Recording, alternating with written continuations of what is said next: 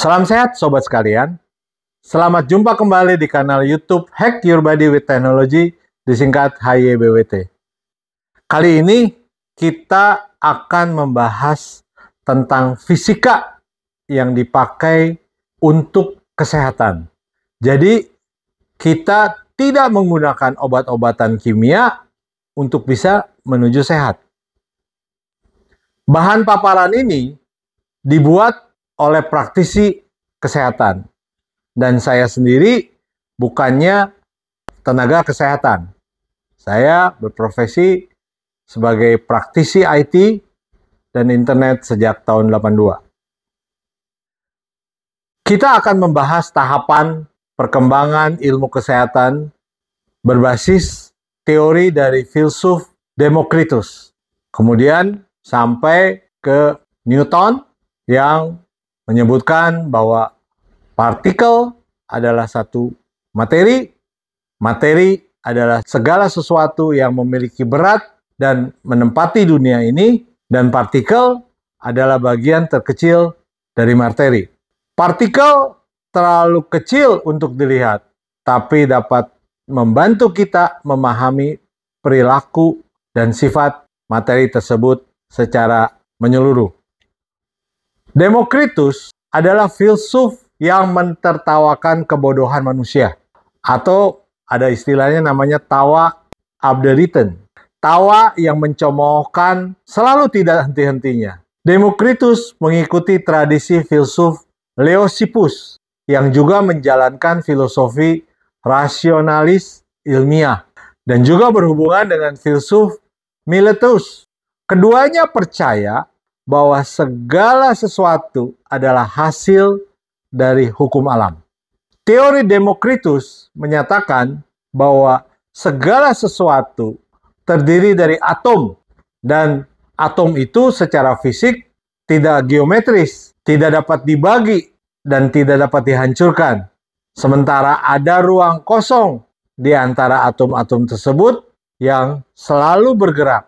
Jumlah atom dan jenisnya tidak terbatas. Juga bentuk dan ukurannya tidak terbatas. Massa atom yang tidak dapat dibagi. Jadi massa atom tidak dapat dibagi apabila atom semakin berat. Materialisme atau materialisme adalah bentuk monisme filosofis yang menganggap materi sebagai substansi fundamental alam semesta, termasuk keadaan mental dan kesadaran hasil interaksi dari material. Menurut filosofi materialisme, menyatakan bahwa pikiran dan kesadaran adalah produk sampingan dan epifenomena dari proses material. Misalnya, seperti biokimia otak dan sistem saraf manusia, di mana keduanya merupakan kebutuhan yang tidak akan dapat eksis bila salah satunya tidak berjalan dengan sebaiknya. Konsep ini secara langsung bertentangan dengan idealisme awal, di mana pikiran dan kesadaran adalah realitas tingkat pertama yang menjadi subjek materi dan interaksi material yang kedua. Fisika Newton menjelaskan perpindahan suatu objek sebagai hasil hubungan antara nilai dan jarak dari gaya yang berlaku pada objek tersebut. Jadi ada hukumnya ya, terlihat di gambar ini. Hukum gerak Newton merupakan salah satu dari 3 hukum fisika yang menjadi dasar mekanika fisik. Materi di dalam fisika klasik atau kimia umum adalah setiap zat yang memiliki massa dan menempati ruang karena memiliki volume. Semua benda sehari-hari yang dapat disentuh terdiri dari atom dan subatom yang tersusun dan saling berinteraksi.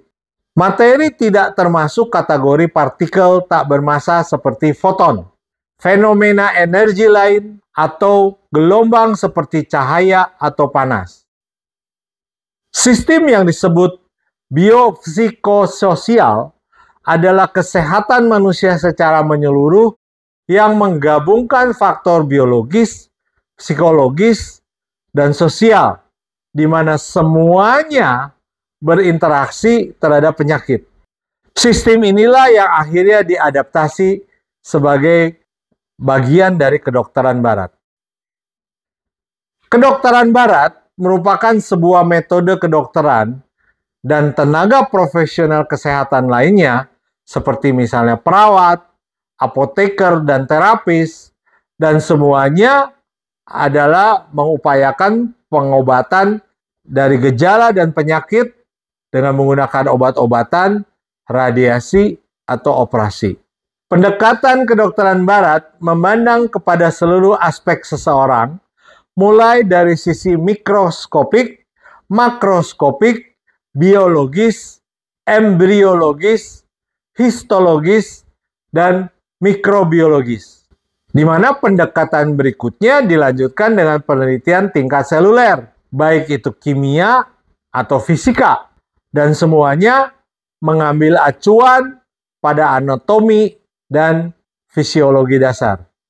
Akhirnya, semua pendekatan ini berpindah ke aspek klinis penyakit dalam, pembedahan, pediatri, kebidanan dan kandungan, psikiatri, dan kesehatan masyarakat. Kalau kita kaitkan efikasi kedokteran barat, maka berdasarkan berbagai penelitian dan jurnal, tingkat efikasi penggunaan obat kimia mencapai 50%. Jika penggunaan obat tidak berujung kepada perbaikan gejalanya, maka tindakan berikutnya adalah melakukan operasi. Yang dalam hal ini, kita akan menambahkan efikasinya menjadi 30% dari penggunaan obat. Sehingga secara totalnya 80% kita akan kembali sehat. Penambahan tingkat efikasi bisa mencapai lebih dari 80%, yaitu tambah 20%, apabila kita melakukan tindakan fisioterapi setelah proses operasi dan konsumsi obat-obatan. Ya, jadi efikasi secara total adalah 100%, kalau minum obat saja 50%, kalau dengan tindakan operasi bisa mendapatkan kesembuhan 80%, kalau dengan fisioterapi bisa mendapat kesembuhan 20%. Demikian bahasan tahapan perkembangan kedokteran barat, mulai Demokritus sampai saat ini. Dalam kesempatan lain, kita akan membahas tentang perkembangan kedokteran timur, sehingga kita akan mendapatkan satu perbandingan yang setara dengan kedokteran barat. Terima kasih atas perhatiannya. Salam sehat tanpa obat. Terima kasih.